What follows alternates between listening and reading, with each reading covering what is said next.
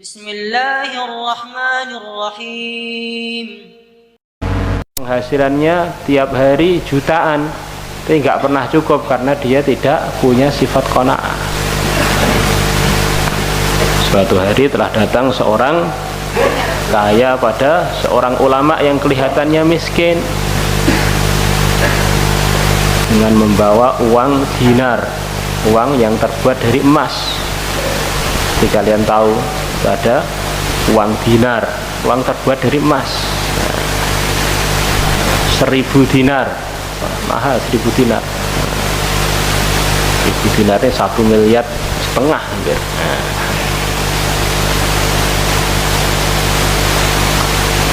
Diberikan pada ulama tadi, maka ulama tadi bilang, saya tidak boleh menerima pemberian dari orang miskin. Maka orang kaya tadi bilang, yang miskin bapak, saya kaya kok. Bilang begitu gimana maksudnya? Saya tanya kamu, jawablah dengan jujur. Kamu masih ingin punya harta lebih banyak lagi apa tidak? Ya tentu saja Pak. Nah, kalau saya tidak, saya ini sudah merasa cukup dengan keadaan saya sekarang ini. Jadi kamu itu orang miskin karena masih perlu pada tambahan. Kalau saya orang kaya tidak perlu pada tambahan. Orang kaya tidak pantas menerima pemberiannya orang miskin. Saya ini orang kaya, kamu orang miskin. Allahu Akbar.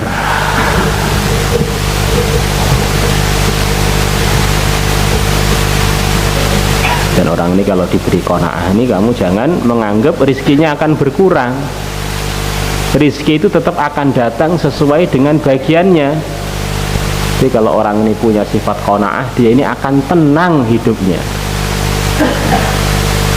Diberi rizki kerupuk tenang, sate tenang, kerengsengan alhamdulillah. Ya tidak, hidupnya itu tidak ngosok-ngosok. Hidupnya tidak stres, hidupnya penuh dengan ridho. Ini kata para ulama, orang di dunia yang suasana hatinya seperti surga itu ya orang yang punya sifat qanaah itu. Ayem. Jadi kalau orang nggak punya sifat qanaah, ini suasana hatinya itu seperti suasana neraka, tersiksa, stres, tidur nggak nyenyak, punya rencana apa lagi untuk cari sana cari sini. Walaupun dia punya rencana, jutaan rencana, yang dia dapatkan hanyalah bagian dia juga. Orang ini kalau nggak diberi qanaah itu isinya hidupnya ini sumpek. Wa in aradta, bila kamu menginginkan ang takura khairan nas, kamu menjadi manusia yang terbaik, fakun, maka jadilah kamu nafian, orang yang bermanfaat linnasi, untuk para manusia. Di dunia ini orang yang terbaik adalah para nabi dan para rasul. Siapakah mereka? Orang yang paling bermanfaat untuk manusia. Kenapa kok paling bermanfaat? Karena mereka ngajak manusia untuk amal agama. Ringkasnya, tidak ada kebaikan yang lebih tinggi melebihi ngajak umat untuk amal agama, seperti yang dikerjakan oleh manusia-manusia terbaik, para nabi dan para rasul. Yang terakhir nabi kita, nabi besar Muhammad sallallahu alaihi wasallam. Wa in aradta, bila kamu menginginkan ang takuna khairan, ang takuna a'badan nas, kamu menjadi orang yang paling rajin ibadah, fakun, maka jadilah kamu mutamasikan, berpegang dengan kenceng. Mutamasik dengan mumsik lain, pegangannya kenceng. Bi qaulihi, dengan sabdanya Nabi sallallahu alaihi wasallam, Man ya'khudhu anni, siapakah yang mengambil dariku hadhil kalimati, kalimat-kalimat ini, faya'mala bihinna, maka dia mengerjakan kalimat-kalimat ini, au yu'allima man ya'malu bihin, atau dia mengajarkan pada orang yang mengamalkannya. Qala, berkata Abu Hurairah, Qultu aku siap untuk mengambil dan mengajarkan pada orang. Ya Rasulullah, wahai Rasulullah sallallahu alaihi wasallam. Fa akhadha bi yadi, maka beliau mengambil tanganku, memegang tanganku. Wa adda khamsan, dan beliau menghitung 5 kali hitungan. Yang pertama ini loh, yang kedua ini loh, yang ketiga ini, sampai 5 kali. Ada khamsan. Qal, Nabi bersabda, ittaqil maharima, jauhilah olehmu perkara-perkara yang haram, atau takutilah olehmu perkara-perkara yang haram. Takun a'badan nas, maka kamu menjadi orang yang paling rajin ibadah. Ini penting sekali ya. Jadi Al-Imam Ghazali rahimahullah, beliau mengatakan agama ini 2 bagian. Pertama adalah perintah, bagian yang kedua adalah menjauhi larangan. Kalau ini wujud pada dirinya seseorang, maka dia ngamalkan agama dengan sempurna.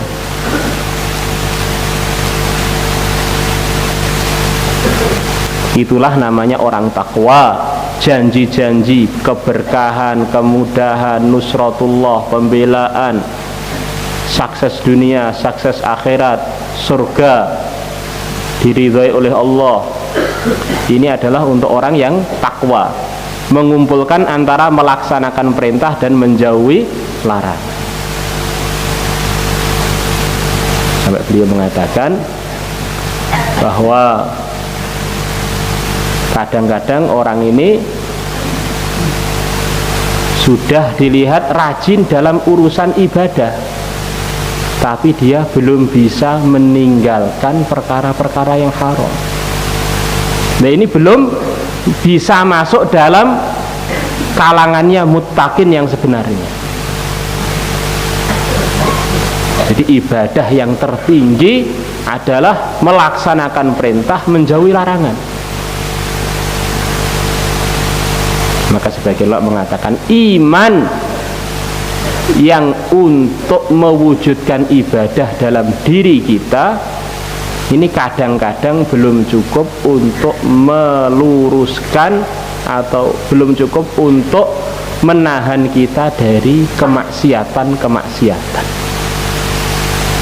Jadi kalau kalian nih sekarang dalam kebaikan, alhamdulillah, seminggu sekali dakwah, setiap hari ada acara ngaji, setiap hari ada acara wiridan, setiap hari kebaikan-kebaikan. Ini satu hal yang perlu disyukuri. Tapi jangan puas dulu, itu baru sebagian agama. Bagian yang kedua, ittaqil maharim, sudah wujud atau belum pada kita? Berangkat ke Trangkil, ada santri putri pakai cadar diintip. Bulu matanya berapa toh? Santri putri begitu juga, sepertinya pakai cadar, ternyata untuk alasan nazar para santri putra. Yang dulu santri putra nazar santri putri, sekarang santri putri nazar santri putra. Jadi kebaikan-kebaikan malah untuk menyembunyikan keburukan kalau orang tidak ditolong oleh Allah.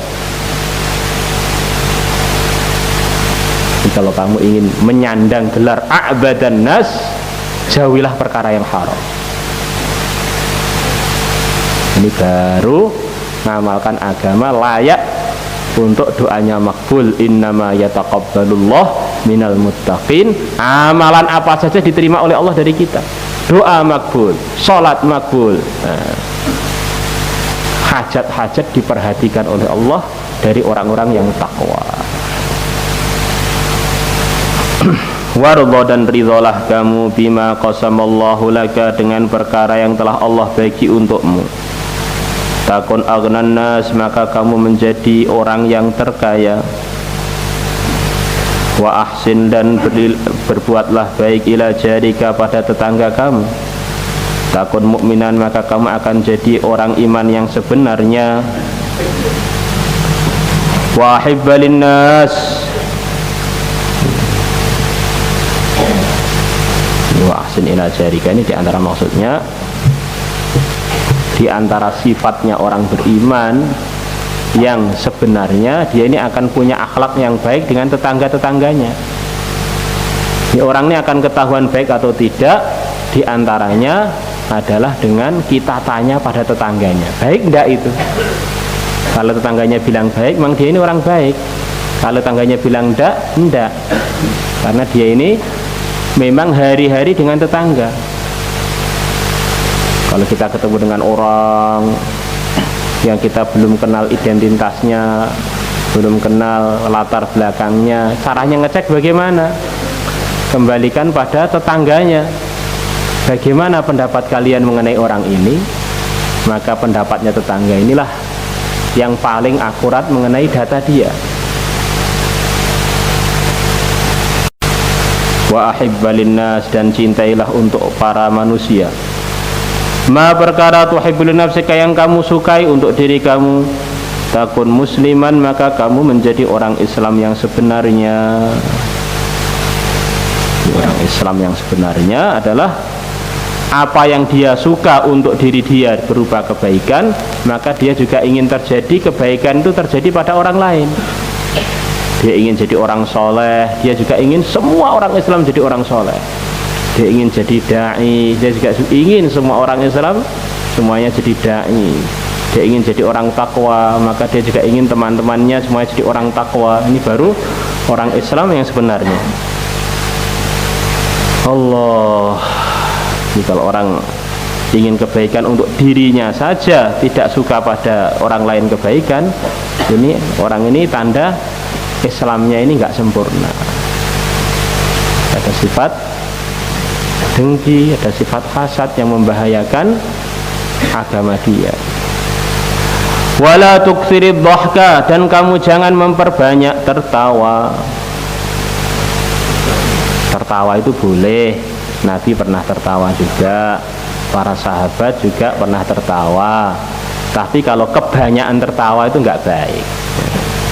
Tertawa-tawa, itu nggak baik.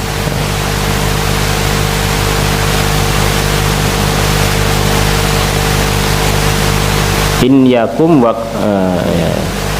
fa inna kathratadh dhahki, sesungguhnya banyak tertawa tumitul qalba, mematikan hati.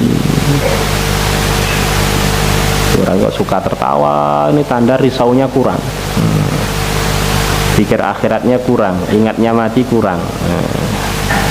Ya akhirnya hatinya jadi terpengaruh juga dengan sikap dia itu. Akhirnya mati itu sulit dinasihati di antara hatinya. Allah Akbar. Wa in aradta, bila kamu menginginkan ang takuna minal muhsinin al khalisin, termasuk orang yang berbuat baik, al khalisina yang murni, fa'budillah, maka menghambalah kepada Allah, ka'annaka tarah, seakan-akan kamu melihat Allah, tanpa disamakan dengan makhluk. Fa illam takun tarah, bila kamu tidak bisa melihat Allah, fa innahu, maka sesungguhnya Allah yaraka, melihat kamu. Wa in aradta, bila kamu menginginkan ayyakmula imanuka, iman kamu menjadi sempurna, fahassin khuluqaka, maka perbaikilah budi pekerti kamu.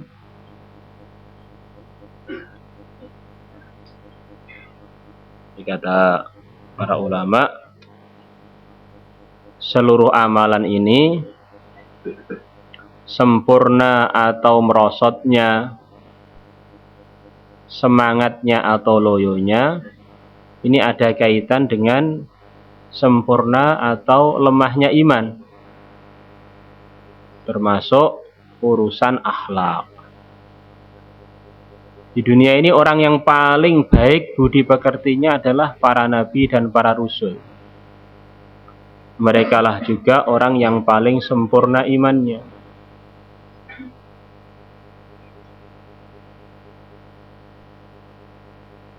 Jadi kalau orang beriman akhlaknya belum baik, maka berarti imannya memang ada kekurangan.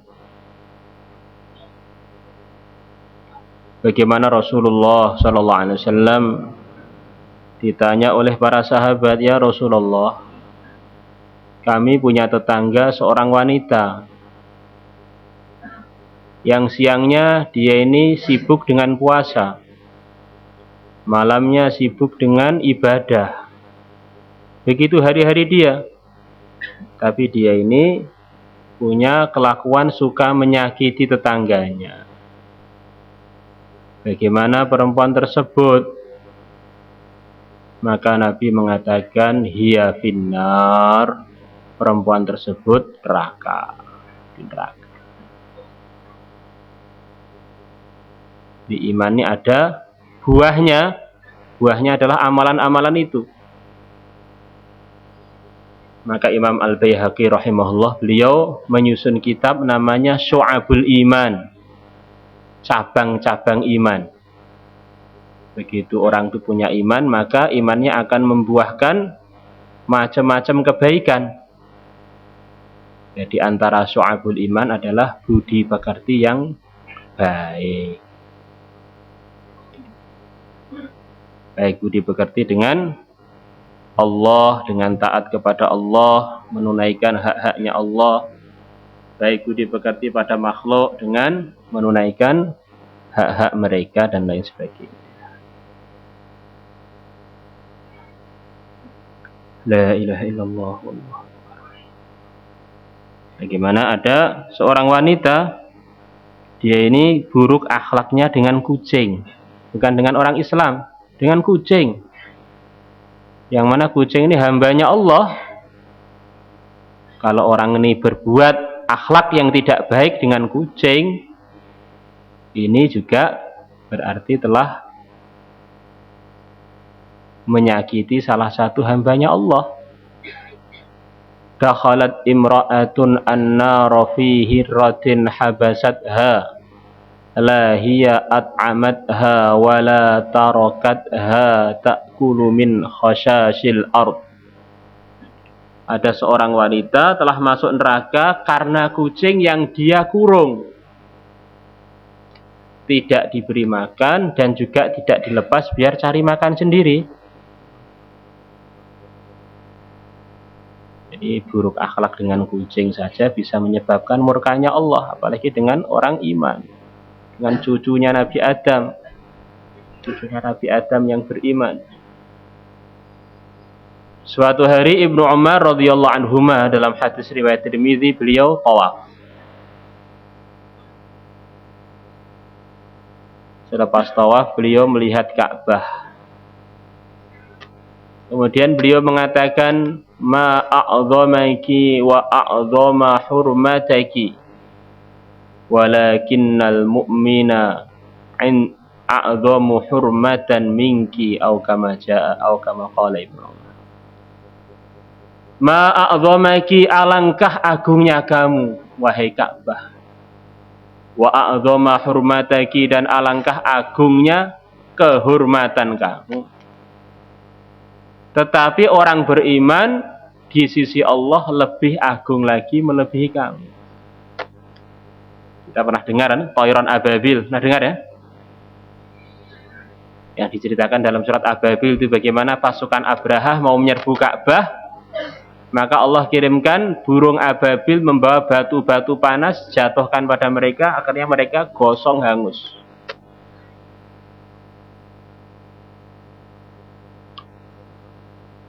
Ini berani dengan Ka'bah begitu itu. Tapi berani dengan orang iman lebih dari itu. Tidak baik akhlaknya dengan orang beriman lebih. Di dunia ini nanti akan datang satu masa Ka'bah itu runtuh, diruntuhkan oleh seseorang dari jenis orang Afrika, jenis kulit hitam. Dia datang di Suwaikoh ke Mekah untuk menghancurkan Ka'bah. Ka'bah hancur, Ka'bah runtuh, dunia belum kiamat. Karena masih ada orang-orang yang membawa iman. Begitu orang yang membawa iman itu hilang dari muka bumi ini, walaupun Ka'bah masih ada, Allah tidak izinkan dunia untuk berjalan, harus kiamat. Nah, itulah yang dikatakan oleh Ibnu Umar tadi, bahwa orang iman ini di sisi Allah lebih agung, lebih perlu kita hormati melebihi Ka'bah. Ada kaitan dengan tahsinul khuluq tadi. Itulah diantara tugasnya Nabi besar Muhammad Sallallahu Alaihi Wasallam, diutus untuk mengarahkan umatnya kepada akhlak-akhlak yang mulia. Innama bu'itsu liutammima makarimal akhlaq. Wa in aradta, bila kamu menginginkan, ayyuhibbakallah, Allah cinta kepada engkau, faqdi, maka tunaikanlah hawaija ikhwanikal muslimin, keperluan-keperluan teman-teman kamu Islam. Jadi kalau kita ini membantu hajat-hajatnya teman Islam kita ini, jangan dianggap ini menguntungkan teman kita saja. Sebetulnya yang paling beruntung ya yang menunaikan itu, karena dia dapat kecintaan dari Allah. Dan orang kalau sudah dicintai Allah, sudah untung dunia, untung akhirat. Fafil hadithi, maka dalam satu hadis, idza ahabballahu abdan, bila Allah mencintai seorang hamba, sayyara, maka Allah menjadikan hawaijan nas, keperluan-keperluan manusia, hawaijan nas, keperluan-keperluan manusia, ilaihi, kepada hamba tersebut. Di antara tandanya orang dicintai Allah itu Allah jadikan orang-orang ini perlu pada dia. Perlu dia bantu, perlu dia selesaikan masalahnya. Itulah tugasnya para nabi dan para rasul, menjadi tempat rujukannya umat untuk mendapatkan pengarahan dari mereka. Nah, kalau kita ini diposisikan oleh Allah dalam posisi ini, jangan mengeluh, malah bersyukur ada kesempatan untuk banyak dapat kesempatan cari pahala. Allah.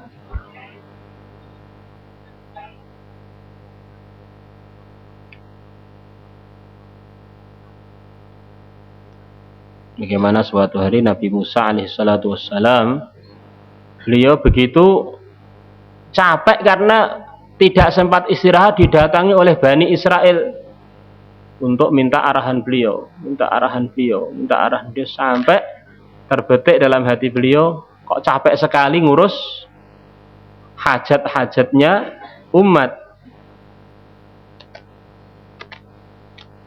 Maka begitu Nabi Musa merasa capek, Allah subhanahu wa ta'ala hari itu juga bangkitkan banyak nabi, yang akhirnya Bani Israel yang biasanya datang kepada Nabi Musa, mereka datang pada nabi-nabi yang dipilih Allah baru itu, sampai tidak ada seorang pun datang pada Nabi Musa.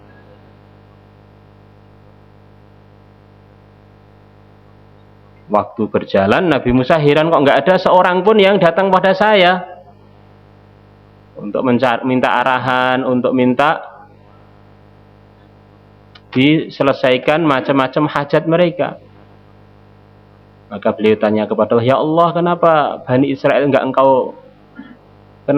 Israel nggak datang kepada saya untuk menanya, minta diselesaikan hajat-hajatnya seperti hari-hari yang lalu.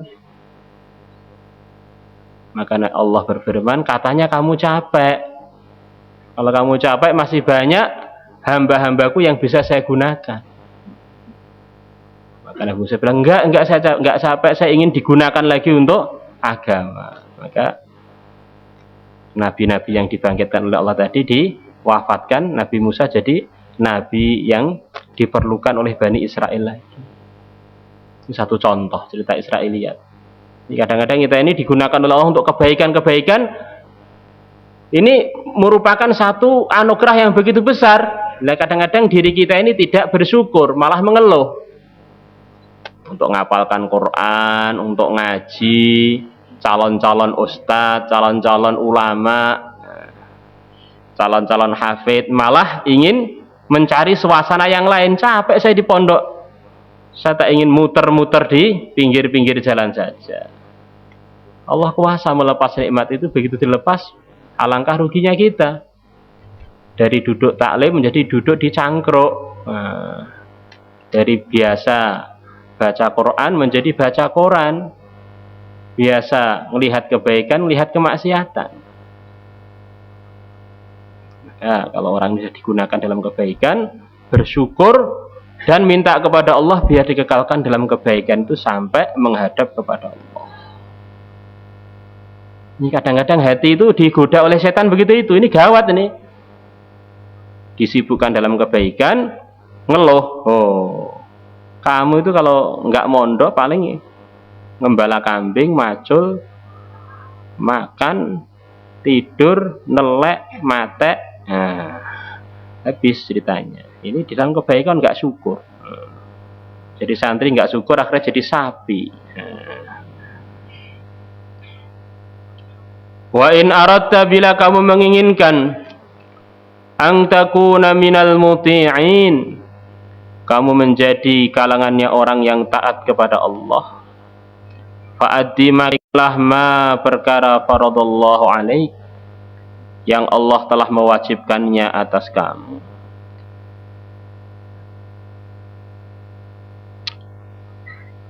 Jadi perintah Allah ini terbagi dua, kata Imam Ghazali, wajibat dan masnunat. Perintah yang kalau kita nggak ngerjakan kita dosa, itu namanya perkara-perkara fardu. Maka inilah yang pertama kali menjadi kewajiban kita, kita sempurnakan.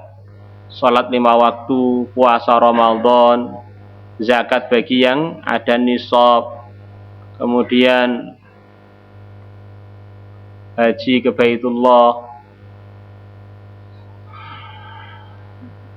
Kemudian perintah yang kedua adalah masnunat, perintah yang tekanannya itu di bawahnya fardu, fungsinya untuk menyempurnakan kekurangan-kekurangan yang ada dalam fardu kita di antara fungsinya, dan untuk meningkatkan derajat-derajat kita, dan macam-macam anugerah Allah janjikan untuk orang yang menjaga perintah-perintah sunnah. Jadi kalian dengar dalam kitab Majar Robih itu berapa pahalanya orang sholat duha, sholat duduk mulai lepas subuh, wirid sampai isyraq, kemudian amalan ini, amalan itu, Masya Allah. Maka kalau kita bisa menunaikan fardu, kita ini tergolong orang-orang yang taat kepada Allah. Kalau kita sempurnakan dengan sunnah, kita ini tergolong orang-orang yang di atas itu, orang yang taat dan penuh dengan anugerah dari Allah. Karena orang ini kalau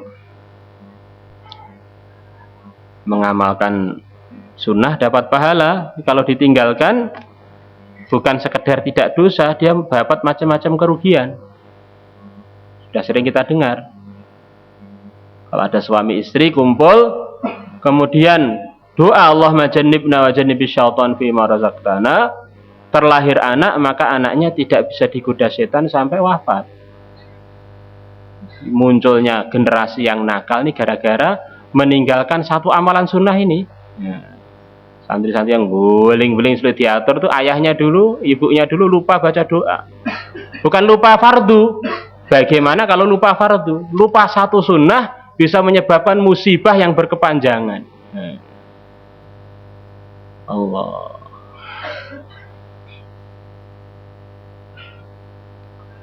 Wallahu a'lam.